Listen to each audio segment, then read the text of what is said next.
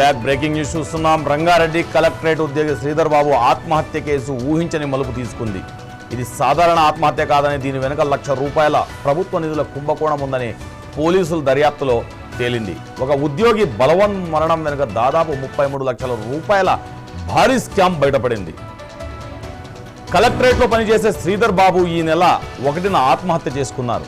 తర్వాత చేపట్టిన విచారణలో జిల్లా గిరిజన సంక్షేమ శాఖకు చెందిన దాదాపు ₹33 లక్షల నిధులు శ్రీధర్ అక్రమంగా స్వాహా చేసినట్లు అధికారులు గుర్తించారు. జిల్లా గిరిజన అధికారిని సంతకాలను ఫోర్జరీ చేసి ఈ నిధులు వేర్వేరు ఖాతాలకు బదిలీ చేసినట్టు తెలిసింది.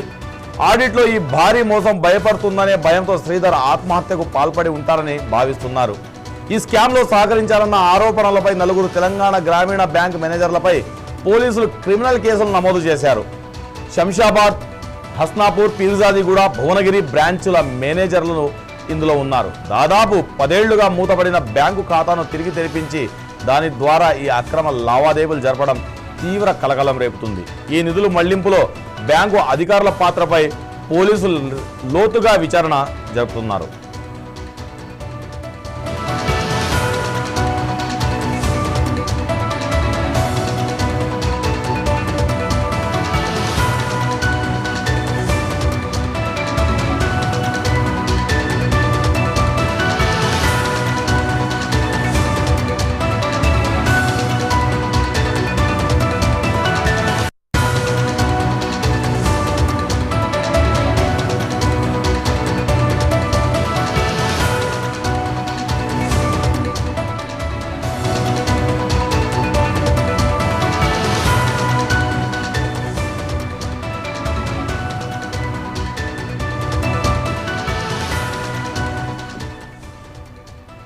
ఓకే, దీనిపైన మాట్లాడడానికి మా 9+ న్యూస్ ప్రతినిధి రాజ్ కుమార్ లైన్లో ఉన్నారు. రాజ్ కుమార్, చెప్పండి.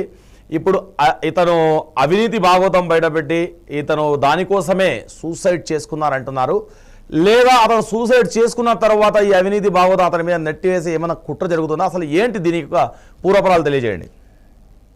రైట్ సయ్యద్, ఈ రంగారెడ్డి కలెక్టర్ ఉద్యోగి మరి ఆత్మహత్య కేసులో ఒక కొత్త కోణం అయితే బయటకు వచ్చింది.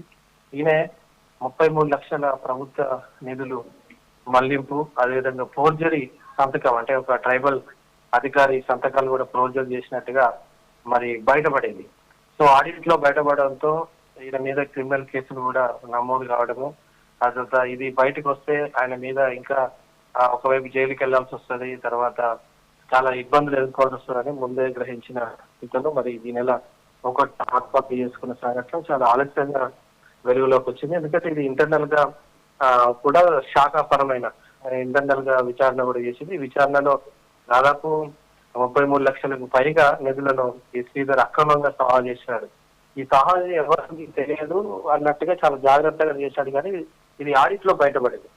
సో ఒకవైపు ఒక అధికారిని యొక్క, ఒక లేడీ ఆఫీసర్ యొక్క సంతకాలను ఫోర్జరీ చేయడము, అంటే ఆమె సంతకాలను ఫోర్జరీ చేసి ఆమె పేరు మీద ఆమె యొక్క చెక్ పవర్ ను దుర్వినియోగం చేసి నిధులన్నీ కూడా ఈయన వాడుకున్నాడు. సో ఇది ఎవరు తెలియకుండా చేసినట్టుగా భావించారు, కానీ దీంతో ఇంటర్నల్ ఎప్పుడైతే సమాచారం వచ్చిందో పై అధికారులకు, వాళ్ళందరూ కూడా టెక్నికల్ గా, అంటే బ్యాంకు సంబంధించిన ఎవిడెన్స్ కావచ్చు, మిగతా అన్ని కూడా చేయగానే సో ఈయన మీద కేసు అయితే నమోదైంది.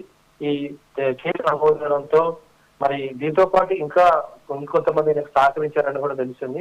శంషాబాద్, ఇస్లాపూర్, పిలిచారు కూడా భువనగిరి బ్రాంచ్ మేనేజర్లు కూడా ఇందులో ఉన్నట్టుగా మనకు తెలుస్తా ఉంది. సో మొత్తం మీద ఇదంతా కూడా ఒక స్కామ్ లాగా, చిన్నపాటి స్కామ్ లాగా కూడా, అంటే ఆల్రెడీ మూతబడిన బ్యాంక్ ఖాతాలన్నీ తెరిపించుకొని అక్రమ లావాదేవీలన్నీ కూడా చాలా జాగ్రత్తగా చేసుకొని ఎవరికి అనుమానం రాకుండా ఈ నిధులు మళ్లింపు చేశారు. దీనికి బ్యాంకు అధికారులు కూడా సహకరించారు. కాబట్టి ఇప్పుడు వీళ్ళ మీద కూడా ఎంక్వైరీ నడుస్తా ఉంది. వీళ్ళ మీద కూడా పోలీసులు ఆల్రెడీ ఆ బ్రాంచ్లోకి వెళ్ళి సో మొత్తం టోటల్ గా ఆడిట్ చేస్తున్నారు.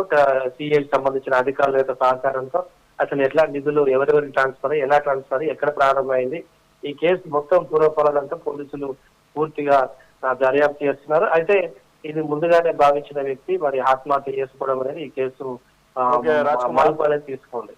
రాజ్ కుమార్, ఇందులో ఏమైనా రాజకీయ కుట్ర కోణం ఏమైనా దాగుందా? ఏదైనా రాజకీయ నాయకుడు ఇన్వాల్వ్ అయ్యి ఈ వ్యక్తితో ఈ పని చేయించాడా? సో అలా దానికి సంబంధించి ఏమన్నా అప్డేట్ ఉందా మీ దగ్గర?